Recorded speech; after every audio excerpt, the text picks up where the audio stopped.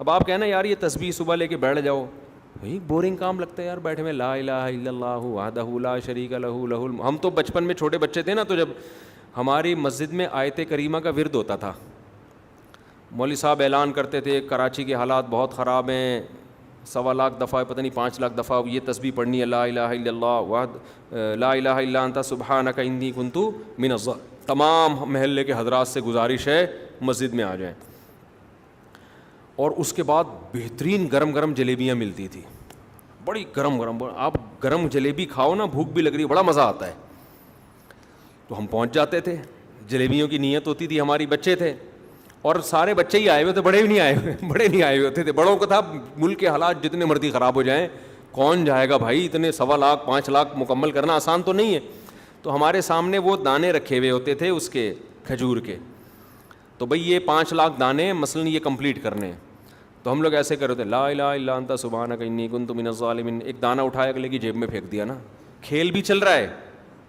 ایک لا الہ الا انت سبحانک انی کنت من الظالمین، پھر ایسے گھننے بن گئے. وہ اس کو لگا کس نے مارا ہے بے. اچھا یہ تسبیح بھی، کیونکہ مولوی صاحب نگرانی کر رہے ہوتے تھے نا کہ یہ تسبیح چل بھی رہی ہے کہ نہیں. اچھا اتنا ہمیں ڈر ہوتا تھا کہ یار یہ تسبیح صحیح ختم کرنے ہیں تاکہ جلیبی حلال ہو جائے. ہمارا یہ کانسیپٹ تھا کہ اگر تسبیح نہیں پڑھی تو جلیبی نہ حرام ہو جائے کہیں.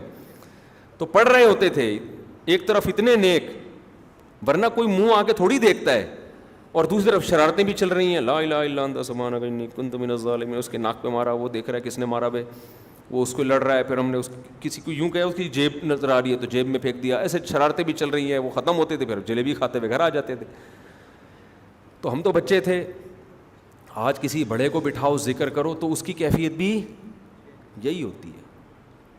بلکہ اب تو وظیفے جو پڑھ رہے ہیں نا صبح و شام، اس میں بھی جلیبیاں ہی چاہیے. جلیبی کی شکل بدل گئی ہے.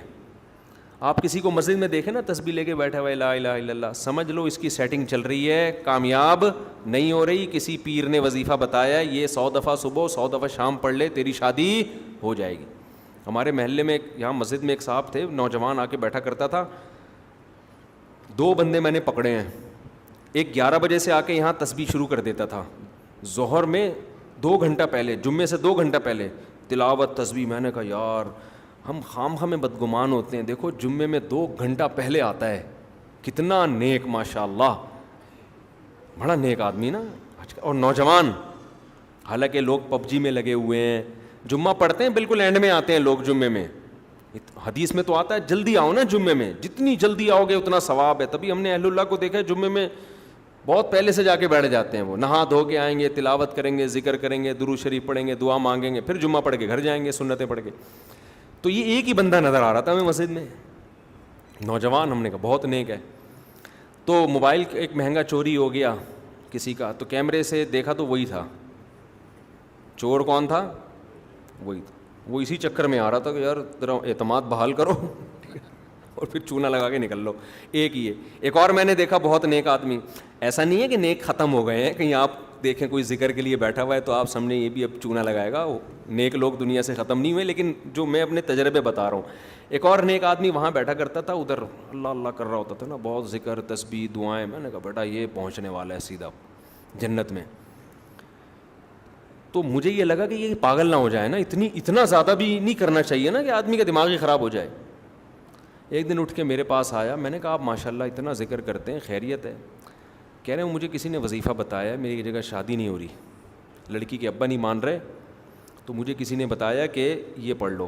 میں نے کہا ابا پھر بھی نہیں مانے گا، یہ دماغ میں رکھو. میں نے کہا ابا نے خود پتہ نہیں کتنے پڑھے ہوں گے اپنی شادی سے پہلے ٹھیک ہے.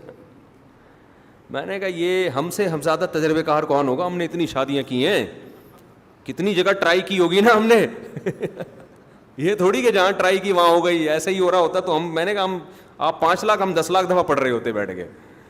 یہ شادی تو ایسی چیز ہے، قسمت کا کھیل ہے بھائی. جہاں قسمت ہوگی وہیں ہوگی، نہ نہیں ہے ایڑی چوٹی کا زور لگا لو، نہیں ناممکن ہے. تجربوں کے بعد بتا رہا ہوں آپ کو ٹھیک ہے. اور میرے تجربے ہیں، آپ کا صرف تجربہ ہوگا. میں واحد اس پاکستان میں کم از کم وہ آدمی ہوں جو متعدد بار دولہا بننے کا اعزاز مجھے حاصل. کل مجھے کسی نے ولیمے کی دعوت دی کہ فلاں فلاں بھی آ رہے ہیں آپ ضرور آئیں. میں نے کہا یار میں ولیمے سے تھک گیا ہوں نا، ولیموں سے میں نے کہا اپنے ولی میں اتنی دفعہ اٹینڈ کر چکا ہوں, پھر دوسروں کے بھی ولی میں, اور اپنے ولیموں کے سائڈ افیکٹ بھی دیکھ چکا ہوں بہت سارے. خیر